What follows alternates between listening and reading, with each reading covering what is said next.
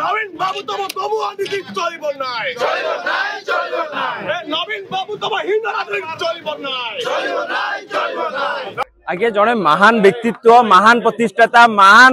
प्रभात पुरुष विजु पट्टनायक जो आम कहूँ सम्मान सहित ये बीजेपी प्रधानमंत्री हूँ कि मुख्यमंत्री हूँ डेप्यूटी मिनिस्टर हूँ जो जी काली आम सम्मान जनईचु श्रद्धांजलि करचु सेठी निज पुओ निज दल निज कर्मी माने असम्मान जनईकी यही जो महांगाठी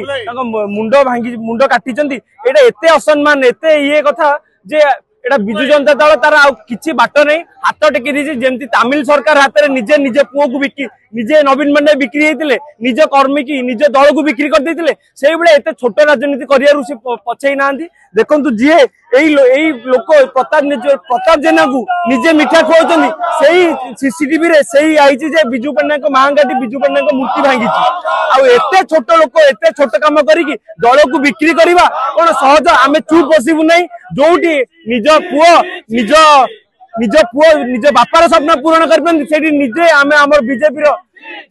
बीजेपी नेता हो निज प्रधानमंत्री हूँ आम चीफ मिनिस्टर हूँ